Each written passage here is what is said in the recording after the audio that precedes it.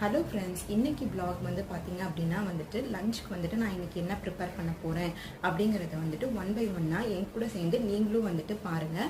வாங்க இன்றைக்கி வீடியோக்குள்ளே போகலாம். வாங்க. இன்றைக்கி குக்கிங்க்கு தேவையான வெஜிடபிள்ஸ்லாம் எடுத்து வச்சாச்சு.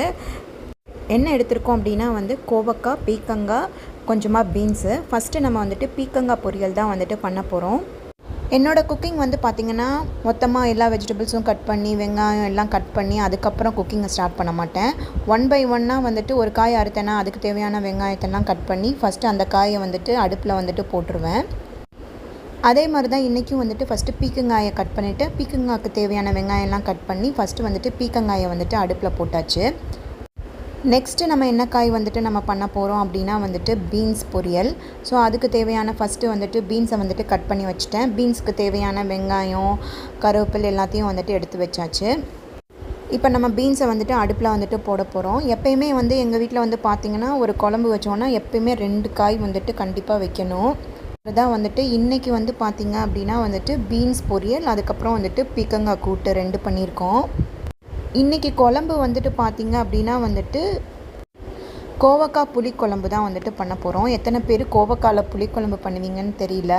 ஆனால் நாங்கள் கோவக்காயில் புளிக்குழம்பு பண்ணுவேன். அதே மாதிரி தான் இன்றைக்கும் புளிக்குழம்புக்கு தேவையான எல்லாத்தையும் எடுத்து வச்சுட்டேன்.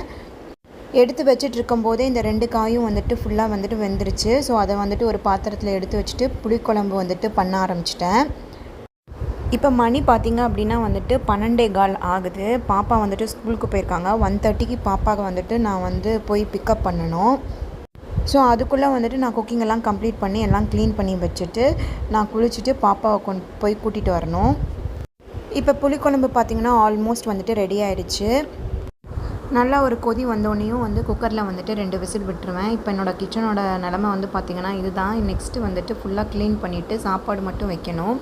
ஃபுல்லாக க்ளீன் பண்ணியாச்சு. இப்போ நான் சாப்பாடும் வச்சுட்டேன். எங்கள் வீட்டில் பார்த்திங்கன்னா எப்போயுமே சாமரிசி சாப்பாடு தான் செய்வோம்.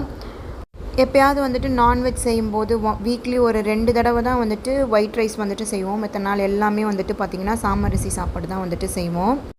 ஃபுல்லாக கிச்சன்லாம் க்ளீன் பண்ணியாச்சு.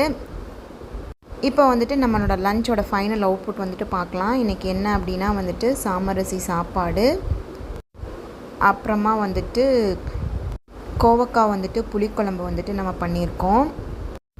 அடுத்து பார்த்திங்கன்னா பீக்கங்காய் கூட்டு, பீன்ஸ் பொரியல், அதுக்கப்புறமா தயிர். வீடியோ